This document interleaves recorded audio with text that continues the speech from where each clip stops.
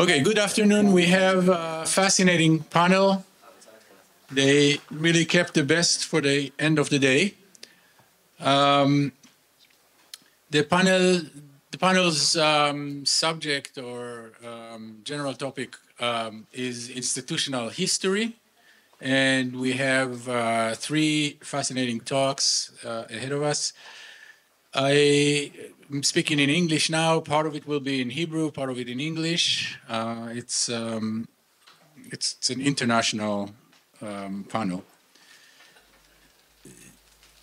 I will present the speakers just before their own talk, not the three of them together, so you will be able to remember each speaker and their background when they give their talk. The first speaker will be Niv Perelsztejn. Niv is a PhD candidate, PhD student at Haifa University and also a research fellow at the Bucerius Center. His master's thesis was on the early rejection and reception of the philosopher Emmanuel Levinas by the Israeli academia. Fascinating. It's even better because I see that part of it will be published by at the journal Jewish Studies Quarterly. One paper was published in the last issue of Jewish Studies Quarterly, and another one is going to be published in Journal of Jewish Foreign Philosophy, but they aren't actually from the thesis area. Don't ruin it. It's no, it's even better. So you two articles on other topics. So really interesting. And Niv's doctoral thesis, the dissertation is on the establishment of the philosophy department at the Hebrew University, which is also fascinating. This is great. Within the framework of the British Mandate in Palestine, of course. And the talk today is called 100 Years of German, ? German Jewish Studies. Please, Niv. Thank you.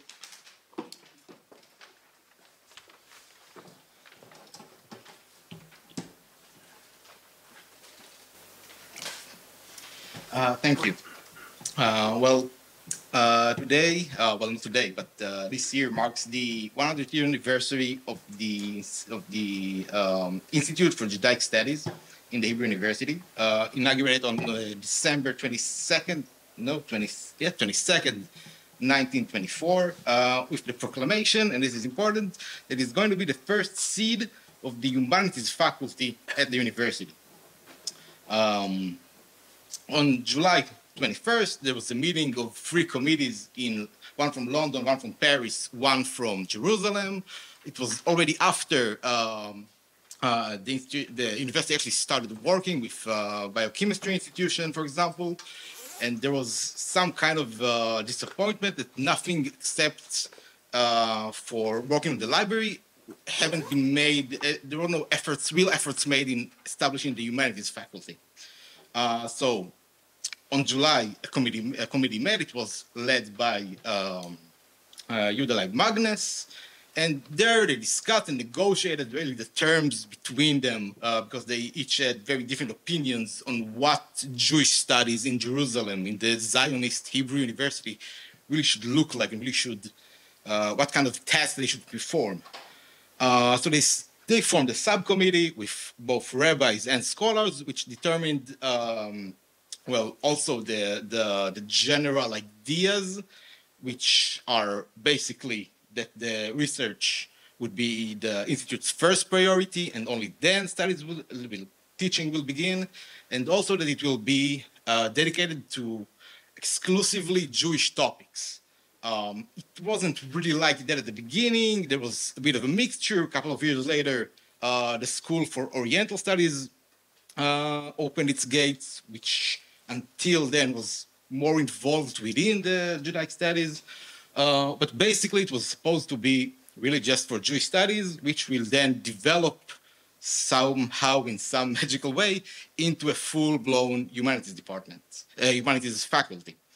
And the institute was inaugurated, as I said, on December 24th, with this proclamation that will be the very first seed of the humanities. And here we have this brochure that they gave away in that ceremony with the basic curriculum. You can see that there's Torah Nikud, there's linguistics, there's translations of the Bible, there's study of Jewish law, there's study of Jewish midrash, study of Jewish interpretations of the law and of legends, the Talmud. There's different subjects concerning the geography of Palestine. There's different subjects concerning,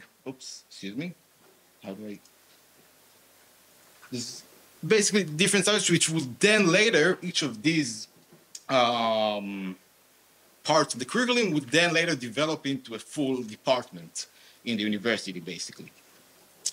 Well, my aim is here in this lecture is first to give let's call it a new historical geographical context and relocate the university within its establishment as part of a long process of expansion of universities and of academic studies to the Middle East, which began about 100 years before, if you look at it really at only the Middle East, and if you look at the broader sense around the Mediterranean, let's say from Greece to Algiers, for example, you can even date it even back farther to the end of the 18th century.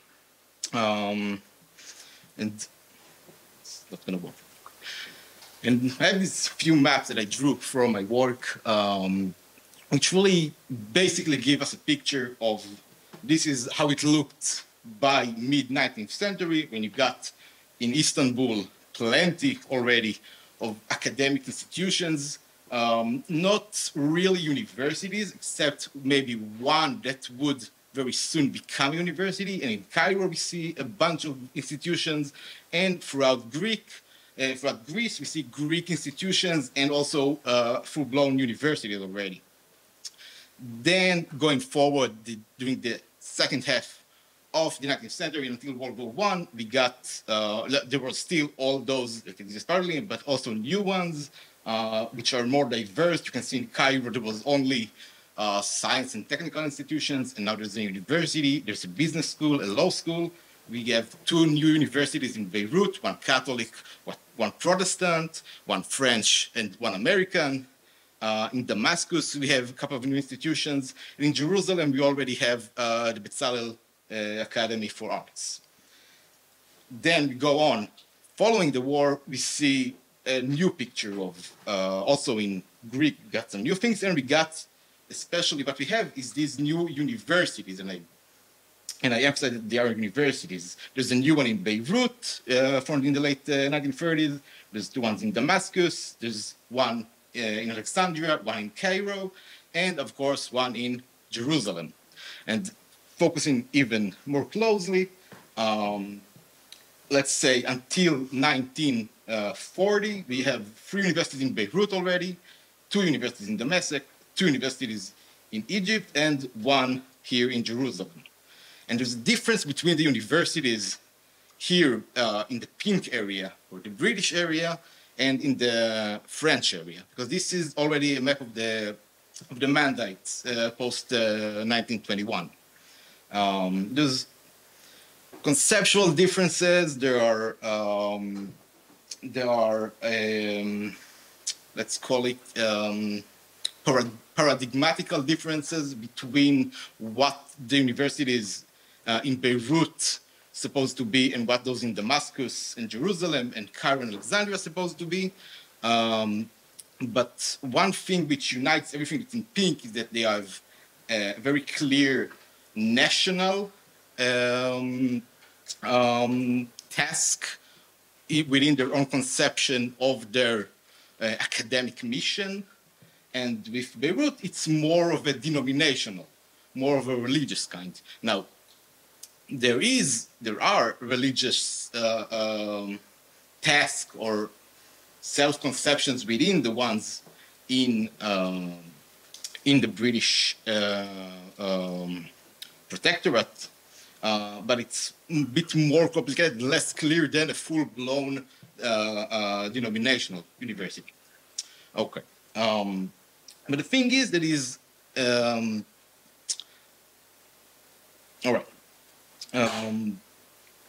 Before moving on to this, no, it's the computer, sorry. The Hebrew University, which is what I'm here to talk about, we have a very, let's say, a very long-told myth about it, of being this kind of a German or Prussian university. There's this old myth of the Hebrew University, which is very common. It's the last Prussian university, or something like that. It is kind of a myth. If you've been to the prior panel at the other room, you heard Professor Ronnie Meron mentions Gadamer and his analysis of the prejudice. And here the prejudice and myth aren't really interchangeable, but they do correlate, and this understanding of the Hebrew University as a German university has to do very much with the people that work there. But as I will show now, it doesn't have much to do with its actual establishment in the 1920s.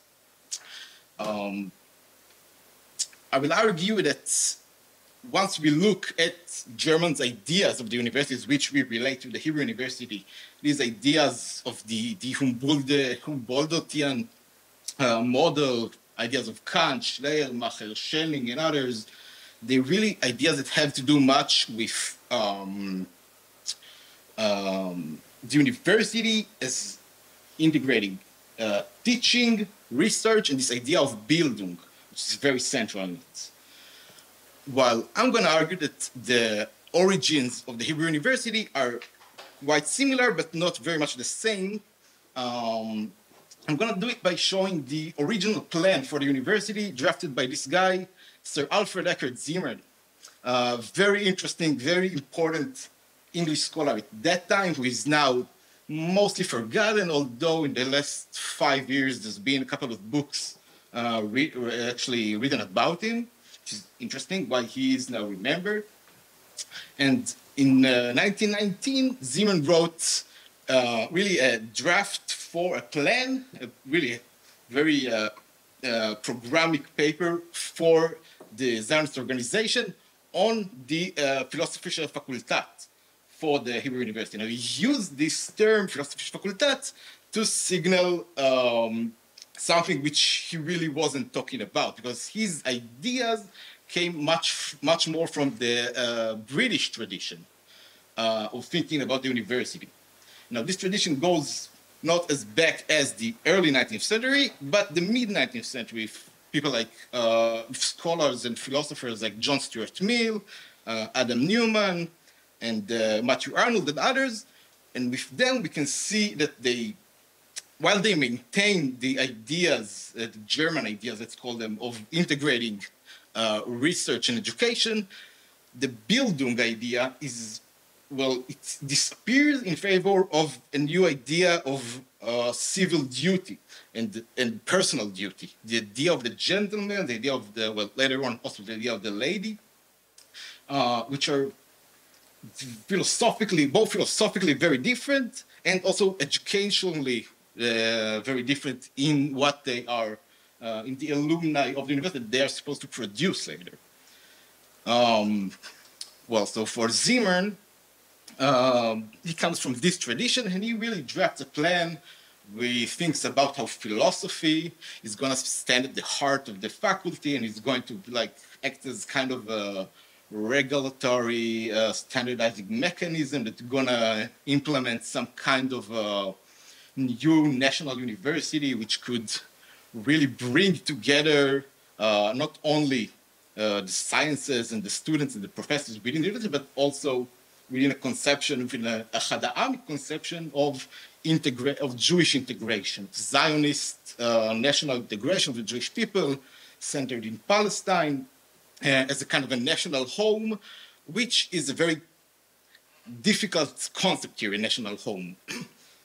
It is the concept which Balfour uses, of course, in his famous declaration, and is a concept, widely moved, which will very much has to be understood with relation to the university and to the foundation of the university in its historical context, what happens within British or English academies at that time. So on December 1917, just a month after the Balfour Declaration, Jerusalem was conquered by the British army finally, and it really marked this idea, which was for the Zionists, it meant, of course, a lot, but also it was a very big moment for the Christian world. You can say, as it, for the first time in 700 years or so, Jerusalem was no longer under Muslim control. And a month later, wait, why does this? Sorry, the picture hides something there. One month later, a Zionist committee led by Weizmann, which was kind of outside the official Zionist organization, declared on founding the university as one of the main tasks of the Zionist movement. And then 7 months later, or 8 months later, there was this famous, if you know, this very famous picture of the cornerstone setting with Allenby, Weizmann, Jabotinsky, and others, and also some Muslim leaders, which were unnamed in the archives where they followed. But the main thing is that during that moment, Balfour himself wrote Weizmann and told him that the university is going to be a very sufficient or a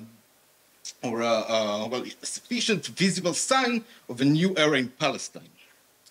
Because it was only at that time, following the war, that the visions of some relatively marginal figures in Zionism, like Weizmann himself, who during the war became very central, it was only then that their visions became some kind of a possibility, or even came to fruition, actually. Leading up to and following the Balfour Declaration, Zionism was very much incorporated into British politics. Both British wartime politics and then post-war politics in the Middle East. And the university played a major role in this new arrangement. It signified the British commitment to upholding the declaration and to enabling what the declaration declares of establishing in Palestine of a national home. And the understanding of this national home has to be, I think, understood within the understanding of the universities and what the university signals within this. Once again, this is not the computers, I'm sorry. Because the university was established within a very specific historical settings where universities in England during the war were in a real crisis and had to refigure themselves and their connection to society. And these ideas of nation and society in British universities really became central only during and after the war, when then universities in England began also changing their attitude towards their surroundings in their cities and their communities and their regions, and also working with them, but also working with them with the conception of a new national educational system in which the universities plays a leading role. Now, this new understanding of the university's duty within society, within the professor or the scholar's duty within society, is what made this idea of a national university so relevant that it would be a significant, a sufficiently visible signal or sign for the world of this new era in Palestine. Now, the university was established within these very specific settings. But as history changed, so did the university, and the established university was British, as I just tried to explain, but the British elite itself didn't really have anyone to represent it in the university. There was Leon Roth, who founded the philosophy department in 1928, and other than him, there was pretty much no one else, and the others were indeed Germans, meaning not they didn't necessarily were born in German, but they all been, most of them were indeed born in German. We all know them, Scholem, Buber, Gutmann, others. But even others like Hugo Bergman, for example, who worked with what in the trustee branch was trained in German universities. So German universities shaped the form of Jewish studies, really. And the university in mandatory Palestine was very much subjectively Jewish, subjectively German when you look at the professors themselves who taught there. And but then here comes the conflict, which when we look back today at the university, at this image of the German university, when we think about it, we have to consider that it was really only due to some very specific personnel that made this image come to light. But, okay, so while German universities shaped the form of Jewish studies in the university, excuse me, I just skipped something, so I'm sorry. Okay, never mind. So I think that considering the place of Hebrew University, of the Hebrew University of Jewish studies within it, in the context of the British university tradition, is historically correct and fruitful for understanding various issues in it during the time of the Mandate and later. A site where various opinions and attitudes helped mold and shape and sharpen each other. And this heterogeneity was more complex than the German image we have of the Hebrew University usually. But I think that it is nonetheless fruitful to consider Jewish studies nowadays within their current context. Jewish studies here 100 years ago were shaped by two factors: the German training of its early scholars and the relation between universities, nations, and societies in the Middle East, when the Middle East was itself being shaped as kind of a new geopolitical category. And Jewish studies here nowadays face somewhat of a similar situation, when German universities still play a decisive role in shaping Jewish studies today all over the world, at a time when the Middle East is again changing with another English-speaking empire and its universities in the political and academic background. So what I'm trying to conclude, what I think the point of my talk here is to say that we can both look at history and find new origins and new stories still to tell about our own, let's say, academic origins, but also when we look at it today, and today in such a time of crisis, for example, as it was 100 years ago, a new crisis, we can also think about what they did back then of forming new criteria, new ideas, new conceptions out of a crisis, and in relation to these transnational connections and relations that they had. And we can look at this and try today to rethink what we do in universities, or what universities do, or what the humanities do in universities, also within this kind of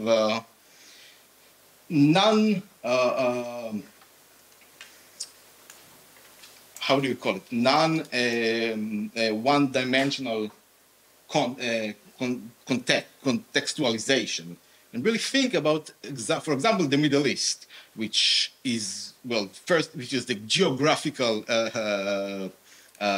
point of reference, let's say, and which, in thinking about relevancy, and Jewish studies back then trying to be relevant by doing something that we can call nation building, by adopting some kind of a Bildung